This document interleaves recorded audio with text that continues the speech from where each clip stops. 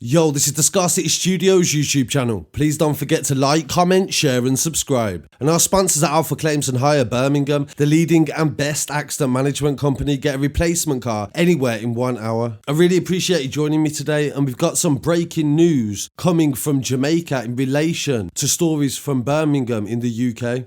A dancehall DJ and artist called Tommy Lee Sparta is currently serving 3 years in prison for firearm offences, but police are saying that his firearm is the one that killed 2 men, and one of them being from Birmingham in Jamaica in 2019. In order to understand the story, you have to go back to 2019 when Birmingham music promoter Fowl, aka Owen Clarke, was shot dead in Jamaica. This was not long after he returned back after being deported from the UK. The video footage that was released by the Birmingham Mail at the time showed the last moments that he was seen on camera. They go on to say that he was a convicted cocaine baron and a Birmingham music promoter, and he was executed with a bullet to the back of the head moments after this video was taken in Jamaica. The shocking footage showed the 62-year-old dressed in black and wearing jewellery lying next to his £75,000 Range Rover. There was a lot of people at this February the 22nd gathering in Kingston's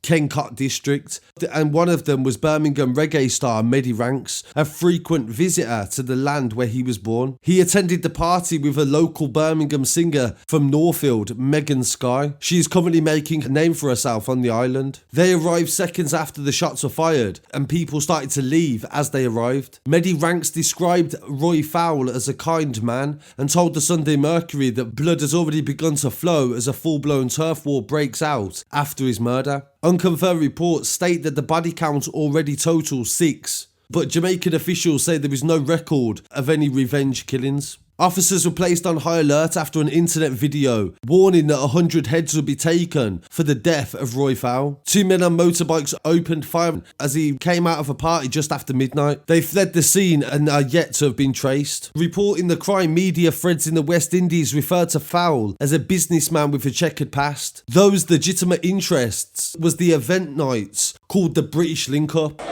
British Link-Up 2017. You don't know a long time ago people that's up here. I swear to God. Big yourself, Father Fowl. The boss, PG, big up, 7X. I'm looking here at Willie, my British will see there. This was a massive dancehall event that took place at mystery locations in Birmingham and also around the UK as well. There was some in 2018 and 2017 in London. In the music industry, he was called Father Fowl, and he was known as a fixer, and the biggest names in the Caribbean scene came to his events. And during the investigations, the police said that the event, British Link-Up, was a front to bring drugs into the country. They say that he The #1 sound system. In the music industry, he was called Father Fowl, and he was known as a fixer, and the biggest names in the Caribbean scene came to his events. And during the investigations, the police said that the event, British Link-Up, was a front to bring drugs into the country. They say that he recruited women as mules, and they would deliver narcotics to the UK. The couriers ingested drug pellets, and they would be directed by lieutenants in the West Midlands area to pass the cargo on through a chain of dealers. In 2004, he was named as the head of an international narcotics cartel, and he was jailed for 13 years for possession with intent to supply and conspiracy to manufacture crack cocaine. The police raided his North London Sudbury home, and a raid that uncovered £1 million worth of cocaine, and it was the culmination of a 3-year investigation by Trident police. The FBI and law enforcement agencies in Jamaica, Antigua and St. Lucia were also involved in arresting Fowl. The bid to arrest him, they said, was codenamed Jasley, and it was Operation Trident's biggest probe, and it's also its biggest success. When he was sentenced at Snaresbrook Crown Court, he was high-ranking in Class A drugs in the area, and the judge said the string of associates in Birmingham and the Black Country. The judge said that his own arrogance played a part in his downfall.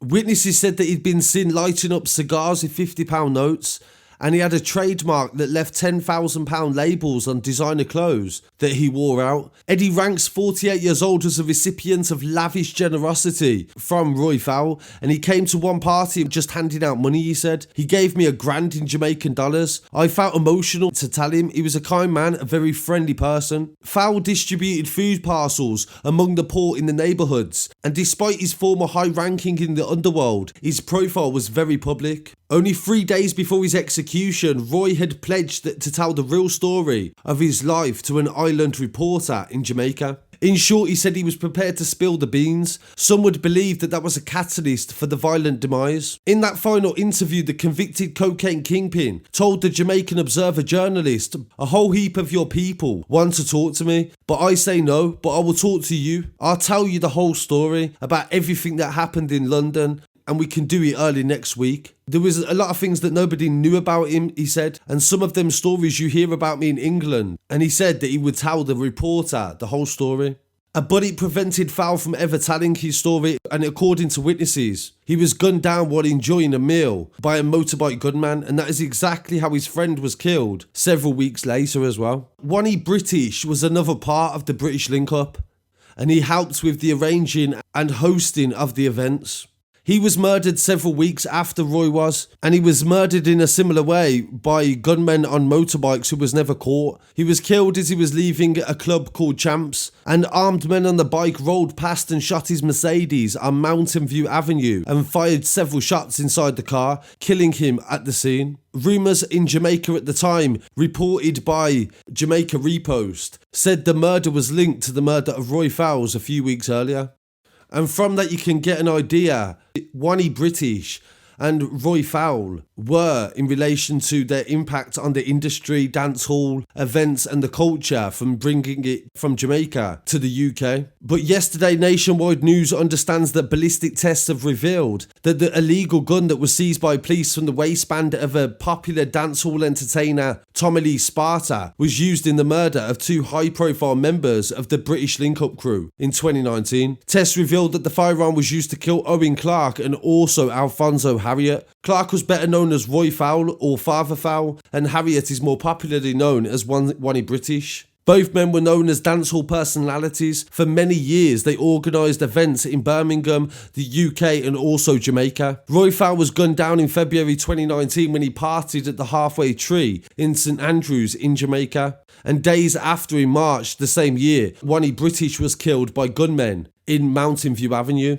It is understood the ballistic investigation shows the cartridge cases and projectiles found at the scene of both murders were discharged from that gun and that was seized from Tommy Lee in 2020. Law enforcement sources say Lee, otherwise known as Guzu, was interrogated by police in his given name is Leroy Russell, and he pled guilty to possession of a firearm and ammunition in March this year, and he was sentenced to 3 years in prison. Meanwhile, his attorney says that she is instructed to say that her client has nothing to do with the gun and the murders.